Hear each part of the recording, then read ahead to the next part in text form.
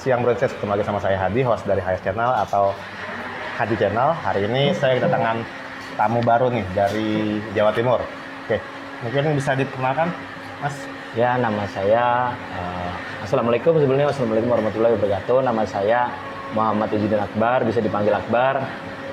Saya dari Jawa Timur lah. Jawa Timur ya. Nah, ini saya manggilnya Mas Akbar atau Bro Akbar nih? Mas Akbar boleh, Akbar aja boleh. Mas Akbar, ya? Akbar aja nggak apa-apa. Oke.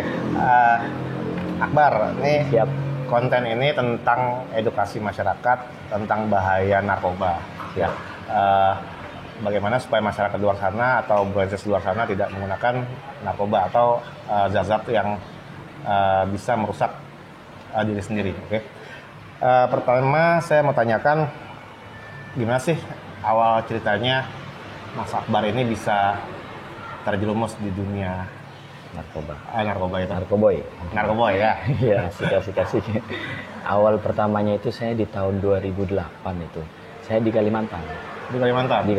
Di Kalimantan itu awalnya ya kalau dikatakan narkoba sih, minuman itu narkoba juga menurut saya. Minuman beralkohol.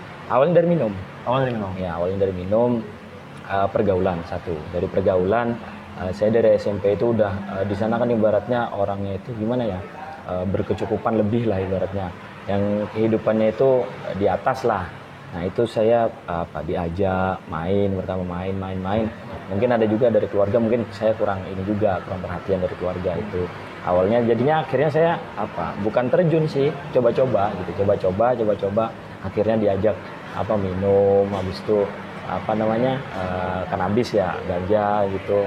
Ini ganja, habis itu obat-obatan sih, yang pertama obat-obatan, minum juga habis itu ganja. Dan kenal sabu-sabu itu di tahun 2000 berapa ya? 2009 atau 2010-an gitu. 2010 ya, itu baru kenal sabu-sabu. Cuman itu jarang. Kalau minum itu terus tiap hari. Tiap hari. Oke. Terus dengan zat yang segitu banyak sampean pakai ya. Menurut sampean apa sih yang paling enak? Yang paling enak itu ya kokain sih. Oh, pernah pakai kokain juga? Pernah. Snip. Mr. K ya. Snip. Iya. Oke. Langsung. Wah, berat nih, kelas berat nih. Enggak kelas berat saya. Saya kan cuman ini penikmat aja. Oh, penikmat. Oke. Dulunya. Oke. Selanjutnya, selama Bro Akbar menggunakan narkoboy tadi, ya. Apa aja sih yang udah dipakai, kan tadi udah sebutin ya. Terus paling lama yang mana sih yang dipakai? Yang paling lama itu ini sabu sih. Sabu. Berapa tahun kira-kira? Itu lama, hampir 10 tahun. 10 tahun. Non-stop tanpa berhenti? Iya, pernah sih berhenti. Berhenti itu semenjak saya nikah dulu. Oke. Nikah cuman hancur. Gara-gara narkoba. Nah. Nikah hancur gara-gara narkoba. Iya. Ini merusak ya semuanya. Merusak, sangat merusak. Bukan hanya di hal percintaan dan hal perekonomian, tapi diri kita sendiri juga merusak. Jadi udah pasti ya, narkoba itu merusak diri kita sendiri, juga masalah kerjaan, masalah keuangan, iya, semuanya ya. Semuanya. Menurut Bu Akbar nih, menurut Akbar, kan tadi alkohol katanya Akbar salah satu narkoba juga masuk ke dalam jenis seperti itu. Kenapa bisa dibilang seperti itu? Karena nagih. Nagih. Terus itu kalau nggak ada saya bukannya gimana ya, kalau cari ibaratnya kalau saya pusing atau gimana pasti langsung minum, saya diskotik minum udah pasti itu. Jadi daripada saya pakai narkoba, kadang kan minum aja udah minum. Sakaunya minum seperti apa sih? Maksudnya lagi minum? Nggak sakit sih, cuman kalau pusing aja kalau nggak minum gitu. Saya harus minum gitu. Iya, harus pakai alkohol gitu ya? Iya, harus pakai. Sekali pakai? Iya, kadang berapa botol sama teman-teman gitu. Kadang di diskotik, merek luar apa merek dalam? Ada yang di merek luar, merek dalam juga gitu. Oke. Terus kalau untuk sabunya seperti yang Akbar bilang tadi, ya sekali pakai itu berapa banyak? Saya paling banyak itu bisa sampai 1,5 gram. Sendiri? Kuat ya. 1,5 gram kuat. Sendiri. Berarti anggaplah kalau 1 gramnya 1 juta, sekali pakai 1,5 juta sehari berarti berapa kali? Kalau saya satu hari 3 kali. 3 kali Ada, berarti? kalau mau habis makan itu langsung pakai. Saya. Kalau orang-orang habis makan ngerokok dan Iya, langsung pakai. pasti nyari saya, pasti. Hebat, Dari hebat. ibaratnya perjalanan ini ya kan 1 jam atau 2 jam berangkat langsung. Satu juga, kadang makan di jalan langsung tempatnya. Tempat tinggal, sorry, gue mau nanya, tempat tinggal saat di Kalimantan kan, rencananya itu memang lingkungannya yang banyak pengguna atau lingkungannya yang banyak penjual atau memang dari teman-teman akhirnya ketergantungan nyari di tempat lain? Satu lingkungan itu dari apa ya, pergaulannya itu ini sih terlalu bebas juga. Terlalu bebas, kalau pergaulan terlalu bebas menurut saya. Jadi sama keluarga cuma dikasih materi-materi tanpa ada perhatian. Betul. Terus mulai kapan nih Akbar nih ada keinginan untuk bisa berhenti menggunakan narkoba? Lama udah, kalau keinginan itu semuanya pasti keinginan ada, pasti sangat ada keinginan dari tahun berapa, 2015 atau 2016 itu udah pengen berhenti, udah dari dulu itu. Semenjak nikah itu sempat saya berhenti vakum 1 tahun lebih, itu 1 tahun lebih nggak pakai sama sekali, saya jauh dari teman-teman, saya blokir semua nomor-nomor apa segala macam.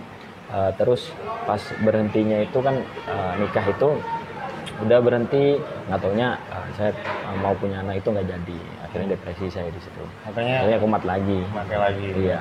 Jadi karena ada masalah di dalam rumah tangga ya. Iya betul. Oke. Akhirnya kembali menggunakan. Oke. Sempat berhenti 1,5 tahun. 1,5 tahun lebih lah. Oke. Jadi keinginan ada tapi niatnya yang kurang atau gimana? Niatnya yang bukan niat sih, dukungannya nggak ada. Dukungannya nggak ada. Iya. Supportnya. Support Kan dari namanya keluarga pecandu, atau dari? ya, keluarga juga. Jadi apa ya, seakan-akan tidak ada lagi gitu yang mendukung. Namanya narkoba ya tetap aja kembali gitu. Tidak memungkinkan saya bisa bertahan berapa puluh tahun, bisa jadi relate lagi gitu.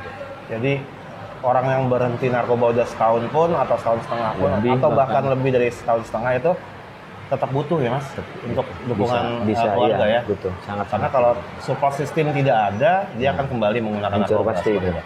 Oke. Saya mau tanya lagi nih. Siap. Silahkan, mau tanya apa aja terserah, boleh. Siapa sih yang pertama kali menyuruh berhenti atau orang yang mensupport untuk berhenti? Keluarga. Keluarga lagi, Keluarga. ke keluarga. Keluarga. Nah, itu gimana ceritanya tuh? Sampai ada dukungan dari keluarga. Ya, pertama itu kan kita kan namanya makai nggak mungkin belak-belakan, ya kan. Namanya makai nggak mungkin belak-belakan. Akhirnya minum di rumah, ya kan. Waktu orang tua nggak ada di rumah, minum di rumah, pesta semuanya yang bisa 3 dimensi itu dulu, dari apa namanya, minum, ganja, habis itu nyabu itu obat-obatan semuanya itu pakai di rumah. Akhirnya di situ ketahuan, katanya, kata tetangga itu habis itu katanya habis ada pesta katanya di rumah. Lalu waktu itu orang tua naik haji. Serius, lagi naik haji, masih ingat saya pesta di narkoba di rumah itu, pesta narkoba. Terus ketahuan itu ada botol minuman, sisa-sisanya itu saya kan ngeblank itu kan, posisi saya keluar rumah. Terus akhirnya nggak lama dibilang sama sama keluarga lah, rembukan. Setelah itu cari solusi, akhirnya dikasih tempat rehab. Jadi saat itu orang tua lagi haji, sampai di rumah sendirian, undang teman-teman nih pesta. Iya. Jadi orang tuanya taunya dari tetangga ya? Dari tetangga. Berarti tetangganya SP. Iya. SP untuk kebaikan. Suran orang tua. Untuk kebaikan. Oke. Mulai kapan direhabilitasi nih? Saya dari tahun. Atau sudah berapa kali? Saya udah berapa kali? Hampir 8 kali saya rehab. 8 kali direhabilitasi? 8 kali. Serius, 8 kali saya rehab. Paling lama pertama tahun berapa? 2014 kalau nggak salah. 2014 sudah masuk rehab ya? Iya. Cuman itu nggak ada, maksudnya saya pun di rehab pun ya udah saya jalanin aja. Setelah itu saya kabur dari tempat rehab. Split pernah. Jadi masuk tempat rehab ya udah masuk aja, jadi belum ada keinginan untuk berhenti sendiri ya? Nggak ada. Udah biasa aja. Oh, saya malah di rehab gini sih gitu. Tempat apaan ini, saya bilang gitu kan. Males ini, disuruh ini sholat segala macem. Namanya pecandu kan mana mau gitu. Males, akhirnya udah tahan, mengikutin aja aturan. Akhirnya udah, lihat tadi kabur. Tapi akhirnya di situ saya mikir, kenapa sih rehab gitu. Lalu saya minta sendiri gitu padahal. Tapi akhirnya nggak mau juga gitu. Tapi akhirnya yang kedua kalinya direhab gitu, baru sadar. Di situ ada kesadaran, keinginan yang kuat untuk berhenti.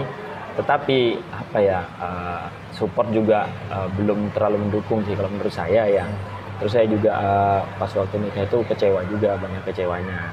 Mungkin lebih ke kecewaan yang berlebih sih gitu aja, terlalu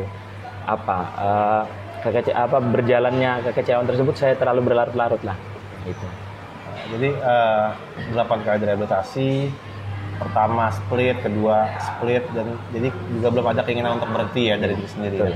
Dan rehab yang ke-8 ini baru Terakhir, iya. berhasil. Satu lembaga ya, ada satu lembaga. Di Jawa Timur. Jawa Timur juga? Iya. Oke. Dan berhasil ya? Alhamdulillah, insya Allah mudah berhasil. Harus berhasil. Sebenarnya sih tempat lembaga itu kan hanya mendukung berapa persennya saja kan gitu. Sisanya kan tergantung dari diri kita sendiri gitu. Saya soalnya juga belajar dari pengalaman-pengalaman. Ngapain sih juga, udahlah cukup lah, ngapain sih. Cuma gitu-gitu aja, enaknya juga sesaat kan gitu. Saya juga mikir gitu lama-lama, bosan, capek gitu. Belum pernah sampai ke polisi? Pernah. Kemarin tuh kan terakhir saya di ini Jawa Timur. Hah? Di Polda itu kan, di Polda Jatim gitu. Di Polda Jatim itu sempat berapa hari? 5 hari itu nangkap bawa bahan 15 gram mobil. Itu juga sebenarnya bukan punya saya, titipan gitu. Titipan, akhirnya nggak tahunya saya, nggak tahunya dicepuin gitu, tadi dicepuin. Kata orang iya, dicepuin, kata orang Jakarta dicepuin. Ya, dijebak lah. Nah, dijebak. Akhirnya nggak sampai berproses sampai ke enggak akhirnya, tapi di ini ya, di apa namanya, di ya tahu sendirilah ya udah. Saya nggak mau sampai ke ranah sana, takut soalnya nggak berani saya. Nggak berani ya, ada lah beberapa oknum lah sebenarnya. Oke.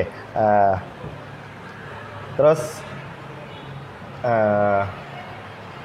apa saja sih yang udah didapat di dalam dunia rehabilitasi? Karena kan tadi Akbar bilang sendiri waktu direhab pertama kali masih menolak ya, masih blocking dengan rehabilitasi, apa sih ini, segala macam, suruh sholat segala macam.